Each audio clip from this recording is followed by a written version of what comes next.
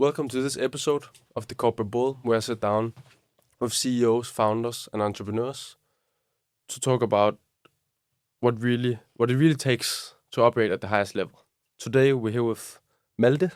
Thank you for joining us. Thank you for having me. For those who don't know, who are you and what do you do?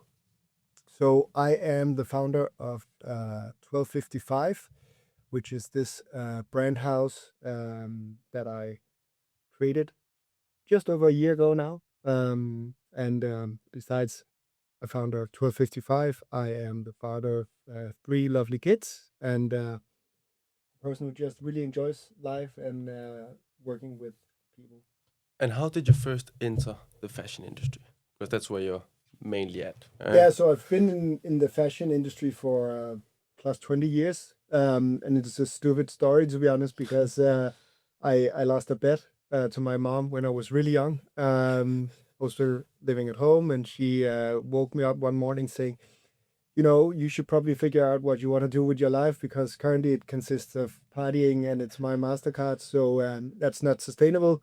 Get a job today and I'll erase the debt on the MasterCard. And I was like, okay, game on. Got a job in fashion and never really left. And what were some of the key steps in your journey that really elevated your career? Hard work. Hard work. Yeah, I think boiled down, and it sounds generic or whatever, right? But I'm a firm believer in creating your own luck. And I went to work every morning, pushing my own boundaries. I wasn't working on the expense of others, meaning, pointy elbows and want to rise above someone by pushing them down. Not at all. But I was extremely ambitious on my own behalf, constantly setting the bar higher and higher to the output I was delivering at work. And if you do that and set yourself in the right company amongst great people, especially if you're a manager or a leader is someone who really recognizes people, you are able to put yourself in a position where you would elevate both in terms of within the company, but more importantly, learning as an individual and hence really expanding yourself. Was your career laid out? Was it planned? Because many people, they plan the entire career, right? Like, I'm going to be there and there and then there and then go to this position. And or did it just happen in no way, Cal. It is really a true story that I lost that bet and that put me in this career trajectory. I think going back to like late elementary school, like ninth grade or something, I think there was this career counselor kind of asking, so what do you want to be, right? And at that age, who really knows? So actually, I went to school with one who said from first grade, I want to be a pilot, and he is a pilot today. So that's the outlier for me. But I think in general, it's like, I don't know at that point, right? I had always been really passionate about cars, so I thought maybe something like that. As I got a bit older, I thought during high school and stuff, I could go two ways. I think either being a lawyer or an architect.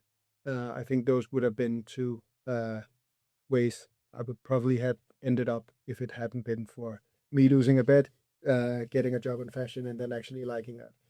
So yeah, in no way was this planned. The only thing I had planned for myself, and that I have always, and I don't know why, but I've always been super confident in myself, in like I will be succeeding to the way I want to succeed, which is having the ability to do whatever you want to do.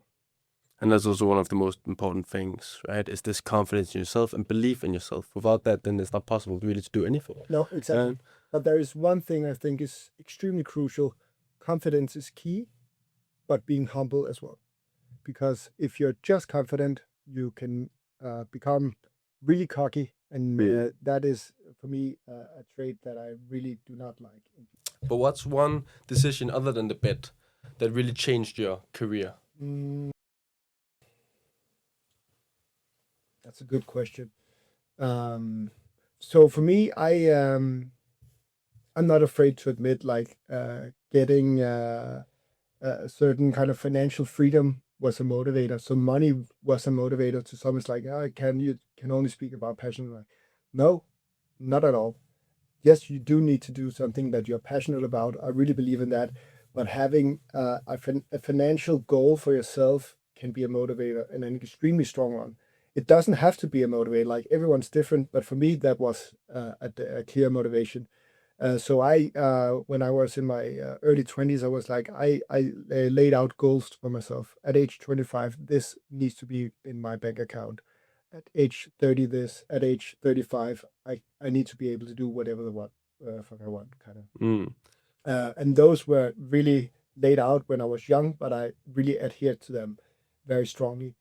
But then another thing that happened to me when I got my first real job or career driven job, I was paired with this coach who was like a really senior coach, and I was probably 20, I don't even know, really early 20s. And he was the coach of the prime minister and some top CEOs, and then small me, right? So I was starstruck already when meeting him.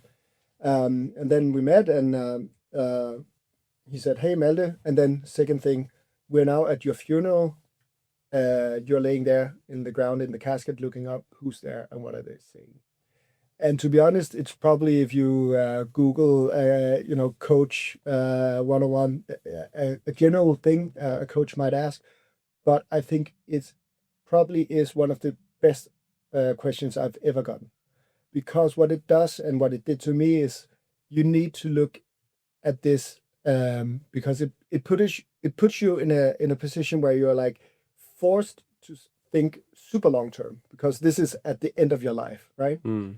And then align that with some of your true core values, because that's reflected in who's there at your funeral.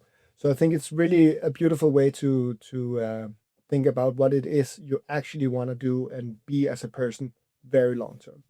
So that combination with some monetary goals that I had was my superpower. I think I was really clear on what I wanted to do, like what do I not want to do, what do I want to do. And it also helped me, because during a career, you're probably always ending up in situations where you're like, okay, I'm at a crossroad. Do I do this or do I do that? And for me, I've had some of those, and with quite big stakes on the table. And it was extremely clear for me, I do this. I don't even need to stop and think. It's like in the dialogue with, for instance, I had a situation where I was in a company. I was co-owning the company, and it didn't feel right with my values where the company was heading. So I was trying to change that. It didn't happen. So I was like, okay, I can be here. If I stay on, there are these things happening. I will make X amount of money, because there is a clear financial motive to stay, but there's a clear value kind of conflict that would lead me to not stay. And due to the answer I had to my question from the coach, is like, I'm value over money. So at that, I can just say, okay, I will go this way. I don't need to think about that. Yes, I will lose X million, but this is the right path for me if I want to be true to my long-term goal. So I did that and said goodbye to a lot of money, but I slept very nice, and I would do it over again.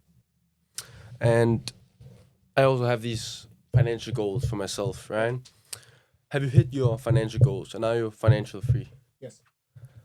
Is it as good as you expected it to be? Is it as, what's the Yes. effect of it? Yes and no. I think it's really important when you then reach it that you don't become lazy. So you need to figure out what happens when reaching your goals, right? So having new goals, and if you kind of feel like, for me, okay, the monetary goal, check, then there needs to be another goal that's even more potentially purpose. Like, so I want to make sure that I can, for instance, sit here, spend time actually just talking with someone we just met, right? So we don't know each other, but I really genuinely want to be here in this room talking to you, and hopefully this conversation will lead to someone in your audience having, oh, actually, I really appreciate that, and then who knows what would happen for that individual, right? So yes, I think it's important to have goals also besides the monetary. Let's talk a little bit about the fashion industry as a whole. Yeah. What are the biggest misconceptions young people have of the fashion industry? That it's glamour and parties and all of that. I don't know if it's a true conception, but I think to some extent people are looking at, yeah, okay, it's a lot about just sipping champagne and having fun, right? And yes, there might be some of that. And personally, I think uh, people who are in the industry for that, that's not the right motive to be here. But I think the industry has some of that, but it has much more than that. And what does it actually take to build a successful clothing brand or a successful fashion brand? I think it takes a whole range of things. There's creativity is, I think, at the core is really essential. That needs to be some creative part, because fashion and everything, like, if that wasn't there, everyone would just wear a plain white t-shirt and the same black pants, and that would be it, right? So there needs to be something more than that. And I think especially today and looking ahead, there's a shift happening where it's much more than just a product. People buy into a universe. There's this beaten word, community. Mm. And while I hate the word because it's been so overused, the essence of what it represents is true. Like, there is a need for you to belong not to the product but to the universe that's created around it. And I think that's crucial. But then on the other hand, and that's partly why I founded my company 1255, is like, it cannot stand on its own. It also needs a more kind of business savvy part, right? So creativity balanced with analytical skills, to me, is what is the superpower within this industry and what it takes to really succeed. How have you seen the fashion industry change in the past 10 years? Um, So on a macro level, there is a channel change, right? E-commerce came and really changed a lot. Now AI is to some extent doing that. And then I think it is the fact that it went from being generic brands with products to authentic brands with feelings. So it's more towards the feelings than the actual products in Yes. themselves. How do you see the next decade or so or more happen in the fashion industry, as well as how do you integrate AI? So looking ahead, I think there are a lot of things happening. The change that already happened in terms of people wanting attachments to more than products, to the feelings, etc. That's only going to continue, I think. So a key word is authenticity, right? Because end consumers are smart; they are loaded with data and insights. So if you try and cheat, you will get caught, right? So stop cheating, just be authentic. I think that's a key thing. Another thing is definitely AI and the change, and there it will change the world. Like, I'm super pro AI, and I think there are different scenarios, but I think at the core is like, look at AI as your superpower. There are some things job-wise that will be eliminated because it can be automated, but in general, really understanding AI and have that as something that could amplify your output will be super crucial. And then in a fashion setting, that happens across a lot of things. So there are content, for instance, is a big pillar within fashion. There's a lot of money being spent on content. And while it doesn't necessarily mean for every brand that it will now just be fully AI operated and like a content engine, there are definitely elements of AI that I think, disregarding if you're a luxury brand or mass brand or whatever, that will be a huge part. But then also just processes in general. And I can give you a couple of examples, like within our companies, how we use it. And it's across, for instance, as a fashion brand, if you are selling towards stores, so you have a B2B play and not just your own channel, you sell your product, and the store that buys the product has some sort of a payment term. Let's say they have a 30-day payment term, meaning you send them products, and after 30 days, they need to pay for that product. That's pretty industry average, right? Okay, the issue is that a lot of stores are not paying after those 30 days. They might be paying way later. And that has severe impact on a cash flow in a business such as a fashion brand, because looking back, they need to purchase the products, pay the supplier, the factory. So you have a capital outlay. And that if you don't get the cash in, you have no cash flow and forced to close in a worst case setting, right? And for one of the brands that we acquired, that was the case. On paper, it's like amazing. Average payment days were 29 days. So on paper, that looked fine, great, big orders. But the actual payment day was 112. So that's a big gap. And that's killing a business. So what we did, coming back to the AI thing, was basically re-understanding what happens through this entire debt collection process. So we did it manually first, like a physical human sitting, doing everything, mapping out the process. Took us around 12 hours a week. Then we started automating that. And then finally, we built a full AI agent handling everything. So we went from chaos to a lot of manual work. Today, we spend 10 minutes a month, and we have seen payment go up, like payment time increase by 200%. Yeah, so you can optimize a business way more, right, with AI. But it can also be a creative skill. Like even another of our companies has one of our designers. So per definition, a super creative guy. And I'm not saying he's against AI at all, but he would probably be one of the people who are slower to adopt AI. The other week he was like, "Oh, come and look," and he had in the development of the collection, instead of sampling, he had done a style, and then he tried on a lot of different colorways and materials just on AI, but it looks super realistic, to a point where he was like, normally this is something I think I would want, so I would sample it. That has a cost, that has time, etc. And now I can just see it wouldn't work. I don't even need to see the sample. Beforehand, I would have seen the sample. This time I don't. So I just cut that cost out.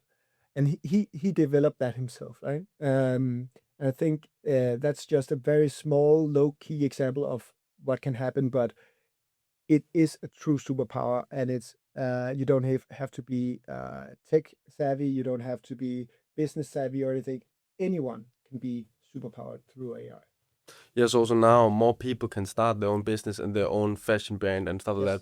that, because there's more possibilities, Yes. right? Yes. And you don't need to be expert at different things because there's an AI agent for it. There's almost Exactly. always an AI agent for it, right? Yeah. Yeah. Let's talk a little bit about 1255. Yes. What is 1255 and what problem does it solve? So think of 1255 as a modern Nordic LVMH, right?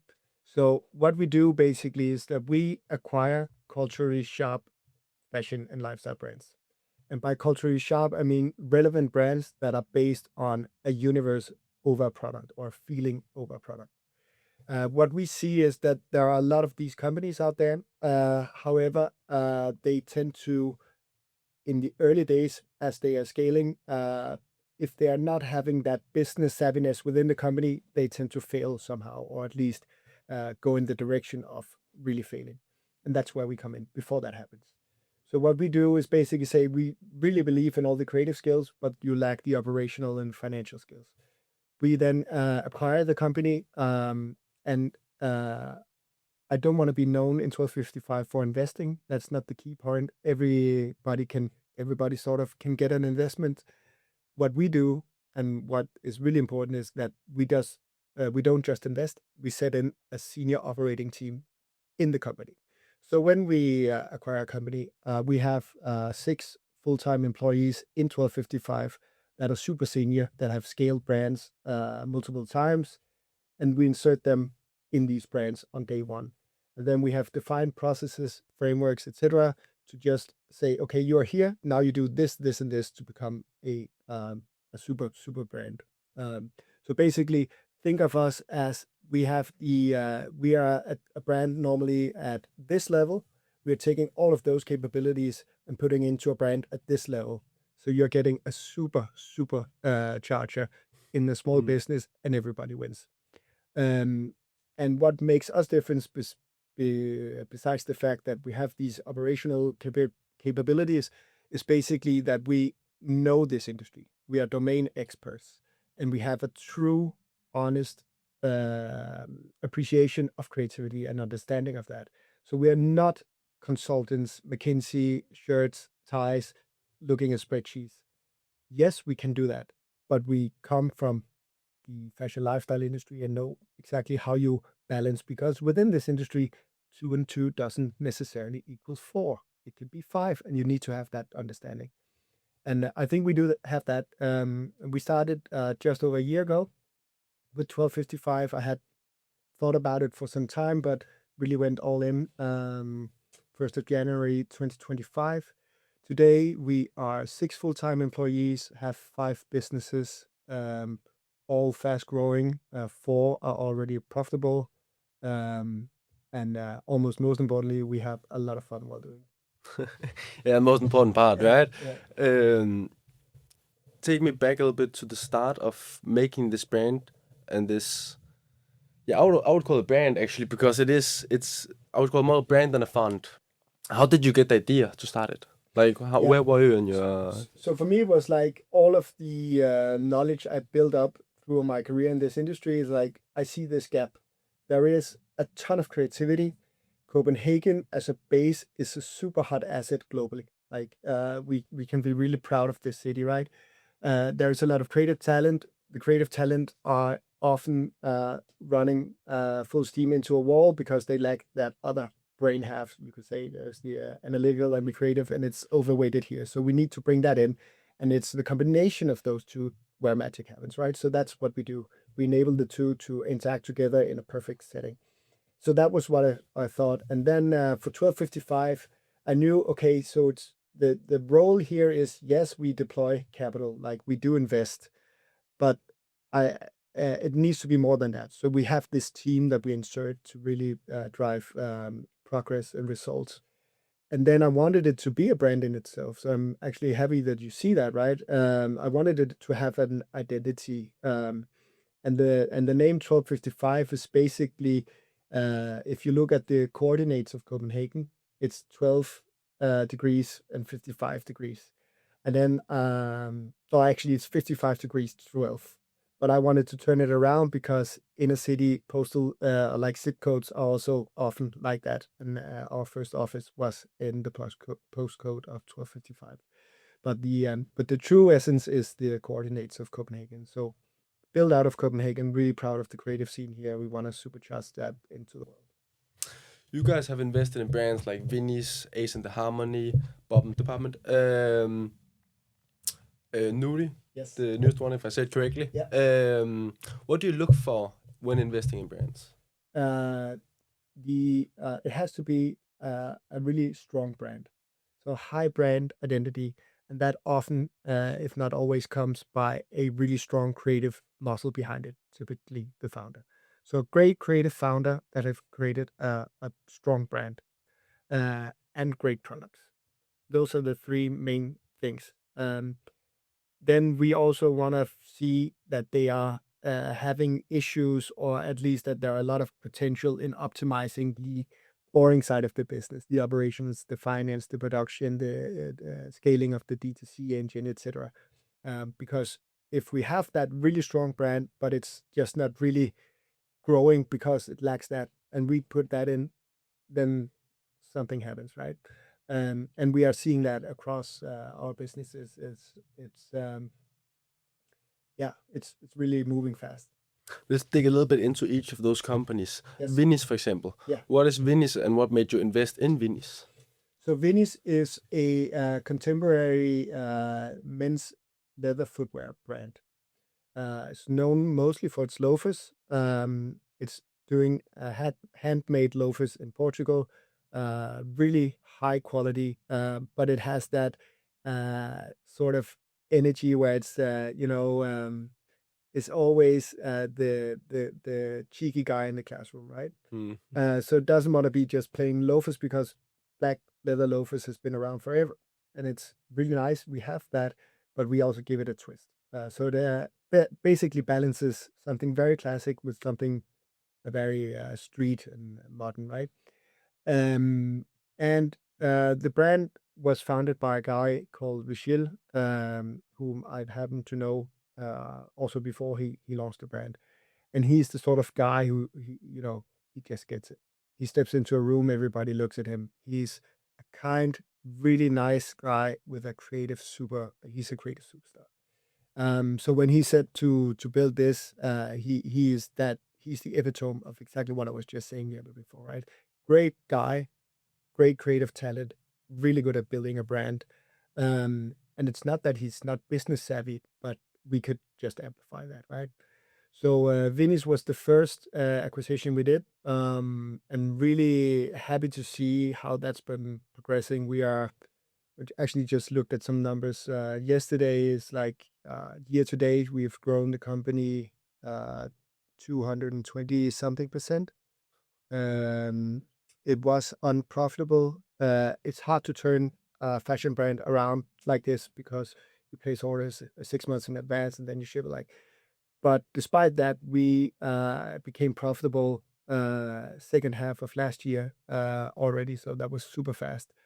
And again, the culture in the company, people are happier than ever, including the shield. People are just shining because everyone knows exactly what they're doing and they're doing what they are best at, which is also something that's really important for 1255. We map out people's talents and then make sure they work within their talents and not just across all kind of different things that they may not be the best at. So that's Vinny's. Then we have on the brand side, we have Bottoms Department, which is kids clothing that we actually launched from scratch or built from scratch. It was a vision that Matthias and Nana. Matthias is a pro footballer, Sanga. Him and his wife had this universe after having their kid Axel, who they tend to call Bob. Hence, they created Bottoms Department basically as an Instagram universe with inspirations and stuff, but wanted it to be a physical brand as well. So we teamed up and have built that and launched that in the fall of 2025 with great success, and just kind of building on to that and scaling that.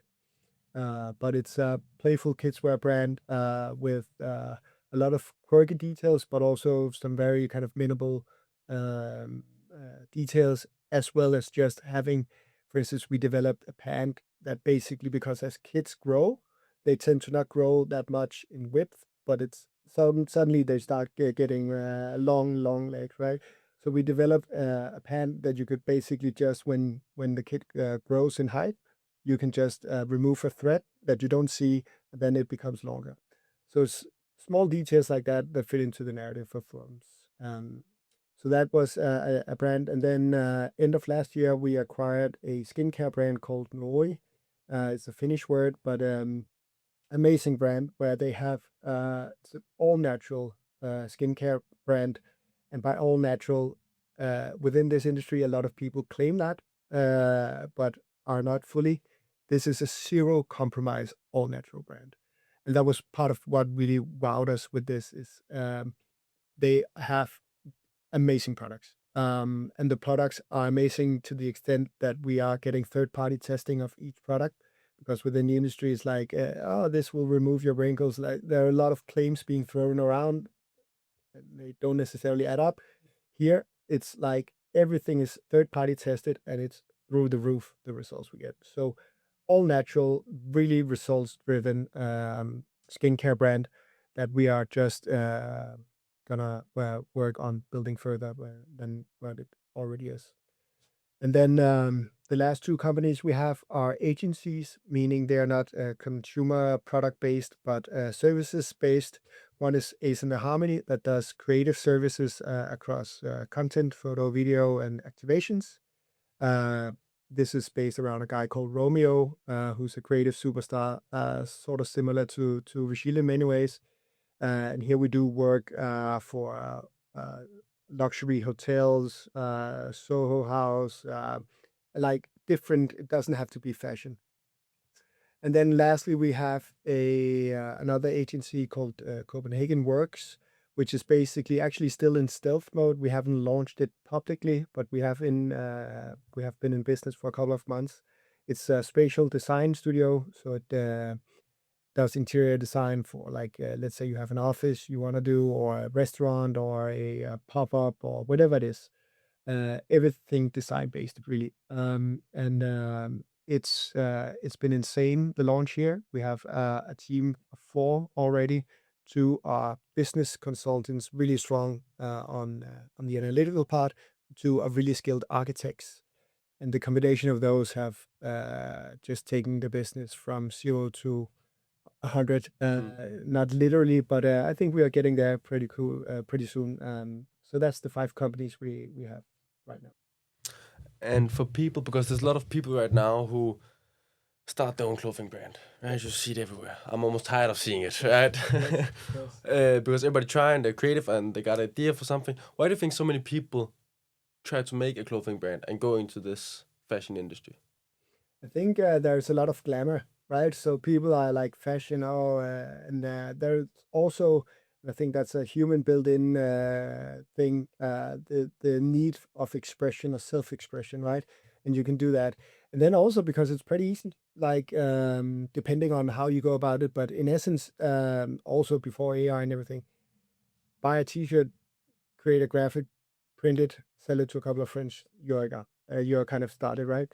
And I think that the level of entry is pretty low, so people I think are just gonna do that, and will continue to do so. Probably it will actually only accelerate, like creators. There are more and more creators based on everything digital, right? With so many platforms, etc.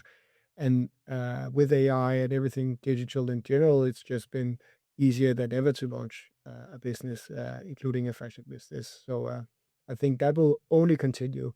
But the ones that will succeed, that's a different game. And what do you think makes the clothing brand succeed? So I think you need to really do something that's authentic. Like you need to, people need to really quickly identify what is the reason that this brand exists, not on a product level, but on the feeling side, right? Because like there's not a single t-shirt needed more in this world, right? So it's not because there's an actual need; it's a need for belonging into something. So it's much more feeling based. So you need that. You need that to build that trust and relationship with the consumers. I think that's probably one of the key things, and that happens through authenticity, and then that also happens through having the right skills, and then working really, really hard. And if you're a 20-year-old today, how would you start your own business? How would you go about it? So firstly, I would spend a lot of time on getting very familiar with AI in general, not just for business creation or fashion, but just in general. You need to be AI native. And then I would figure out what is it that I'm good at, and why is it that I'm the one who can bring this into the world. And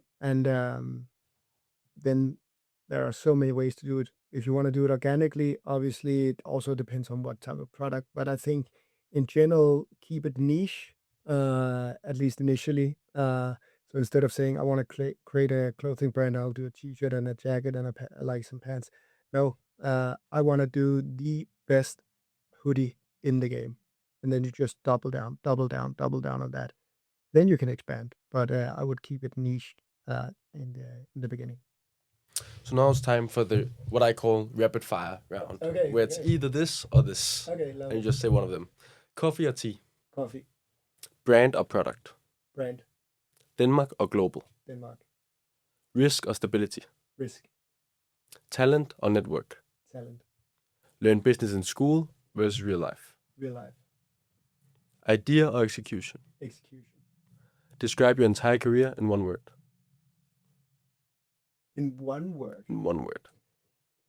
um, that's actually a really good question. Hard work, Now, if you have a little bit more, you can explain further, but finish the sentence. Success is. um, being true to yourself. And now, time for the legacy round, the 3 final questions. Okay. If you could have dinner with 3 people, dead or alive, who would they be? And why? Wow, that is a great question. Peter Diamandis, who's this great thinker, futurist. He holds a lot of titles. That would probably be one. Would be really, really funny to also have a conversation with Elon Musk. I know he's a very controversial figure, and I'm not saying that I personally love him and everything he does, but I think his mind, it would be fascinating to have a conversation with him. And then maybe we should find someone dead. Let's add Einstein into that. Einstein as well. If you could be remembered for one thing, what would that be? Being genuinely present and authentic. If you could give one piece of advice to a 20-year-old self, what would that be? Work hard, trust in yourself. Thank you so much for joining me, Malte. It's been a pleasure. And to everybody watching, remember, nothing is impossible.